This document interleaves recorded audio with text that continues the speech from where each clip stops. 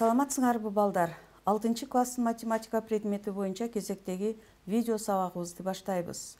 Бүгүнкү сабагыбыздын темасы абсолюттук жана салыштырмалуу ката.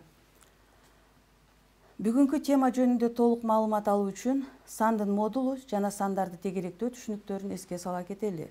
Сандын модулу деп эмнени айтабыз? Терс эмес чыныгы x сандын модулу деп берилген сандын өзүн айтабыз. Башкача айтканда, модул ичинде x санынан барабар болот экен x'ке. Терс чыныгы x сандын модулу деп берилген x санына карама каршы санды айтабыз. Башкача айтканда, модул ичинде минус x саны барабар x санына. Берилген сандардын айырмасынын модулун тапсак, төмөндөгү сандардын айырмасынын модулун таап көрөлү. 5 жана 3,7 деген сандар берилсин. 5 жана 3,7 санынын айырмасынын модулу 1,3 санынын модулуна барабар. Андан натыйжада 1,3 деген санды алабыз. Минус 9,5 жана 9 санынын айырмасынын модулу 18,5 минус 18,5 санынын модулуна барабар. Бул сандан дагы биз оң санды алат экенбиз 18,5 деген. Демек, оң сандын дагы, терс сандын дагы модулунан биз дайыма оң санды алат экенбиз. Сандарды тегеректөө эрежесин эске сала кетели. Эгерде санды кандайдыр бир разрядка чейин тегеректеп жатсак, бул разряддан кийинки бардык цифраларды 0 менен толуктайбыз. Эгерде алар үтүрдөн кийин болсо, ал цифраларды алып таштайбыз. Эгер 0 менен алмаштырылган же алып салган цифрабыз 5, 6, 7, 8, 9 цифраларынын бирине барабар болсо, анда анын алдындагы санды 1ге чоңойтобуз. Эгерде 0 менен алмаштырылган же таштап салган цифрабыз 0, 1, 2, 3, 4 цифраларына барабар болсо, анда анын алдындагы цифра өзгөрүүсүз калат. Мисалы, ондук бөлчөктү тегеректейбиз. 57,100,000ден 38,105 деген ондук бөлчөгүбүз берилип атат. Биринчи жүздүк үлүшкө чейин тегеректеп көрөлү. Жогоруда айтылган эреже боюнча биз азыр жүздүк үлүшкө чейин тегеректөө үчүн миңдик үлүшүндө кайсыл цифра турганын карайт экенбиз. Миңдик үлүштөгү цифрабыз 1. Демек, анын алдындагы цифрабыз 8 деген цифра өзгөрүүсүз калат. Демек, алынуучу саныбыз 57,138 болот экен. Кийинкиси ондук үлүшкө чейин тегеректеп көрөлү берилген санды. Ондук үлүшкө чейин тегеректегенде ондук үлүштөн кийинки жүздүк үлүштөгү цифраны карайт экенбиз. Жүздүк үлүштөгү цифрабыз 8 болуп атат. Демек, 8 саны 5тен чоң. Анын алдындагы ондук үлүштөгү саныбыз, 3 деген саныбыз 1ге чоңоет. Алынуучу сан 57,4. Кийинки бүтүнгө чейин тегеректесек, үтүрдөн кийинки биринчи турган цифрабыз 3 деген цифра экен. Демек, 57 бүтүндүн өзү жазылат. Анткени 3 деген, эгерде үтүрдөн кийинки цифрабыз 5 же 5тен жогору сан болсо, анда биз 58 деген санды алмак экенбиз. Демек, биздин алынуучу саныбыз 57 деген сан болду. Ондук бөлчөктөрдү ондук, жүздүк, миңдик жана башка үлүштөргө чейин тегеректегенде 0,1, 0,100,000, 0,1000,000 жана башка тактыкка чейинки жакындаштырылган маанилерди ала алабыз. Эми бизге кандайдыр бир кесиндинин узундугу, же болбосо кандайдыр бир фигуралардын аянттарын ченүүдө, же бир телолордун массаларын эсептөөдө жана башка ченөөлөрдү жүргүзгөндө кандайдыр бир деңгээлде жакындаштырылган маанилерди алууга туура келет. Эми ушул жакындаштырылган маанилердин катасын аныктоо үчүн силер менен абсолюттук жана салыштырмалуу ката түшүнүгүн киргизет экенбиз. Мисал карап көрөлү. Карандаш, сызгыч баарыңарда бар болсо керек. Биз азыр берилген карандаштын узундугун өлчөп көрөлү. Сызгычтын жардамы менен карандаштын узундугу болжолдуу түрдө 10 сантиметрге барабар экен. L барабар 10 сантиметр деп алабыз. Эми ушул эле карандашты биздин сызгычыбыз миллиметрлик чен менен дагы берилип жаткандыктан биз тагыраак маанисин карап көрөбүз. Анда миллиметрлик чени 9,8 сантиметрге барабар болуп атат. 9,8 сантиметр деген берилген карандаштын так мааниси болуп атат. Ал эми 10 сантиметрибиз берилген карандаштын жакындатылган мааниси. Абсолюттук катасын табыш үчүн эми так мааниден жакындатылган маанинин айырмасынын модулун таап туруп 0,2 деген сан чыкты. Бул берилген карандаштын узундугунун абсолюттук катасы болуп эсептелинет экен. Эрежеге токтолсок анда жакындаштырылган маанинин абсолюттук катасы деп так жана жакындаштырылган маанинин айырмасынын модулун айтсак болот. Кесиндинин узундугун сызгыч менен эсептегенде анын абсолюттук катасы 1 сантиметрден ашпайт. Эгерде сызгычыбыз сантиметрлик бөлүкчөлөр менен бөлүнгөн учурда. Таразада салмакты өлчөө учурунда 100 грамм, 200 грамм, 500 грамм жана 1 килограммдык ирияларды пайдалансак, анда салмакты өлчөөнүн абсолюттук катасы 100 граммдан ашпайт. Каалагандай СД кесиндиси берилип атат. СД кесиндисинин узундугун карасак, 7 сантиметр менен 8 сантиметрдин арасында жайланышкан экен. Биз муну кеми менен алынган жакындаштыруунун маанисин 7 деп алабыз. Ал эми ашыгы менен алынган жакындаштыруу маанисин 8 деп алабыз.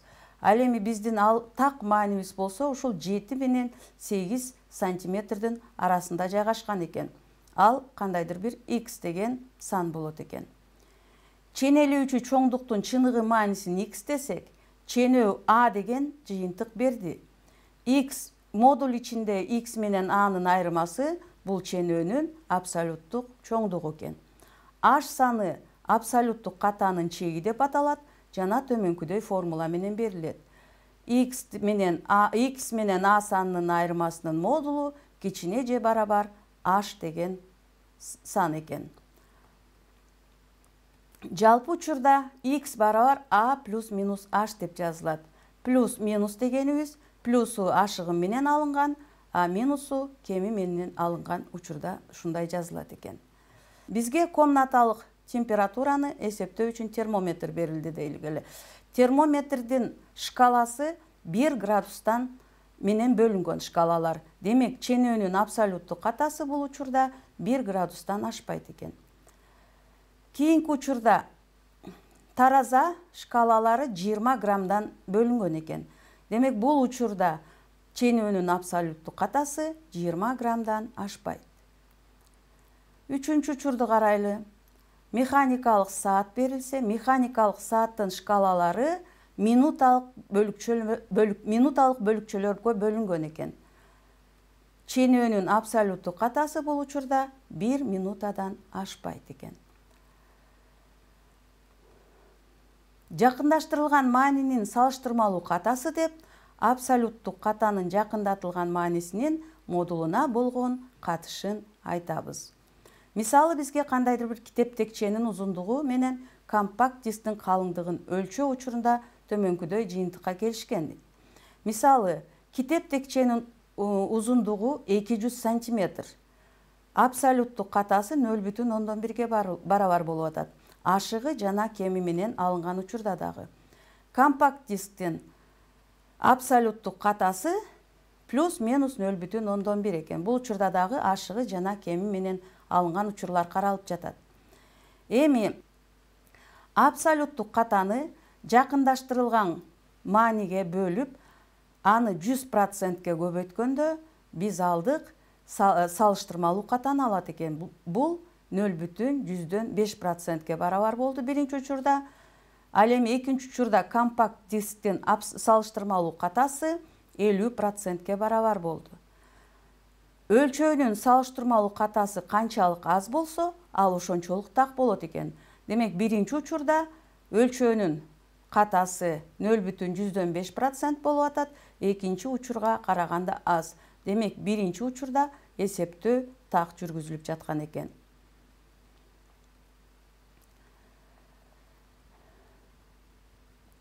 Кийинки учурду карап көрөлү. Карандашыбызды өлчөгөнбүз, абсолюттук катасын тапканбыз. Эми ушул салыштырмалуу катага карап көрөлү. 0,2 абсолюттук ката болгон. Салыштырмалуу катасын табыш үчүн эми жакындаштырылган мааниден так маанисинин модулун кемитип, аны жакындаштырылган маанинин модулуна бөлдүк. Башкача айтканда 10-9,8 айырмасынын модулун 10 санынын модулуна бөлүп, аны 100%ке көбөйткөндө биз 2% салыштырмалуу каталыкты алдык. Демек, сызгычтын салыштырмалуу каталыгы, сызгычты ченегенде биз 2%-тик салыштырмалуу катаны алдык десек болот экен. Мисалы, Алишердин 1000 сому, ал эми Тилектин 25 сому бар болчу. Кокустук болуп, экөө тең 5 сомдон жоготушту. Силердин оюңарча кимиси көбүрөөк зыян тартты? Биз айтат элек, экөөсү тең бирдей эле зыян тартты деп. Анткени экөөсү тең бирдей 5 сомдон акча жоготкон. Мындай жооп абсолюттук каталыкка негизделген деп айтышат. Алишер акчанын 1000ден 5 бөлүгүн, башкача айтканда 0,5 бөлүмүн жоготкон. Ал эми Тилек болсо акчасынын 25ден 5 барабар 0,2 бөлүгүн жоготуптур.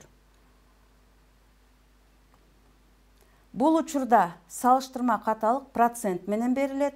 0,1000ден 5ти 100%ке көбөйткөндө Алишер акчанын 0,5%, ал эми Тилек акчанын 20%-ин жоготкон болот экен. Демек, Тилек Алишерге караганда салыштырмалуу каталык боюнча акчасынын 15%ке көбүрөөк жоготкон болуп калат. Демек, салыштырма каталык мына Тилектин көбүрөөк зыян тарткандыгын көрсөтүп жатат. Эми өзүңөр жыйынтык чыгарып көргүлө. Жакындаштырылган маани так мааниден канчага айырмаланарын билүү үчүн чоң сандан кичине санды кемитип салабыз. Так мааниден жакындаштырылган маанинин айырмасынын модулун табабыз. Бул айырманын модулу абсолюттук ката деп аталат. Салыштырмалуу ката болсо, өлчөмдүн сапатын баалайт жана процент аркылуу туюнтулат экен. Эгерде x барабар альфа, болжолдуу барабардык менен берилип атат. Мында x сандын так мааниси, ал эми альфа сандын жакындаштырылган мааниси болсо, анда абсолюттук катаны модул ичиндеги x минус альфага барабар болот деп айтабыз. Башкача айтканда, сандын так маанисинен жакындаштырылган маанисинин айырмасынын модулуна барабар болот экен. Ал эми салыштырмалуу ката болсо, модул ичиндеги x минус альфа бөлүнгөн модул ичиндеги альфа көбөйтүлгөн 100%ке барабар. Же болбосо абсолюттук катанын модулун жакындаштырылган сандын жакындаштырылган маанисинин модулуна болгон катышын 100%ке көбөйтүп коет экенбиз. Берилген мисалды карап көрөлү. 286 болжолдуу барабардык 290 деп турат. Бул жерде бул сандын абсолюттук катасын тапкыла дейт. Демек, 286 так мааниси болуп атат, 290 жакындаштырылган мааниси болуп атат. Демек, абсолюттук катасы бул жерде сөзсүз түрдө 4кө барабар. 0,135 болжолдуу барабардык менен берилип атат, 0,4кө деп жакындаштырылган маанисин алган экен. Демек, бул жерде абсолюттук катабыз 0,5ке барабар. Үчүнчү учурду карасак, 6912 болжолдуу барабардыгыбыз 6900 Демек жакындаштырылган мааниси бул жерде 6900-гө.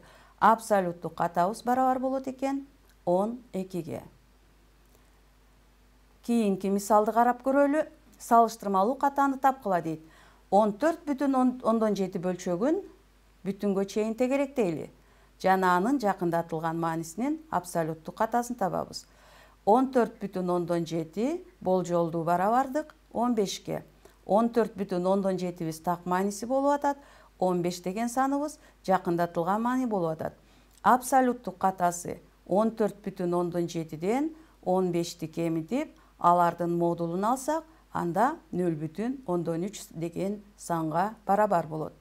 Салыштырмалуу катаны тапсак, абсолюттук катаны жакындатылган мааниге бөлүп, алардын модулун 100%ке көбөйтсөк, демек бул жерде салыштырмалуу каталык 2%ке барабар экен.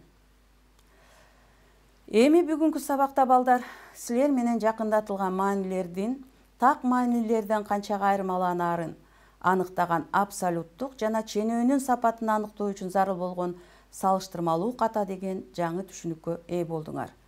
Кийинки сабактан жолугушканга чейин сак саламатта болгула.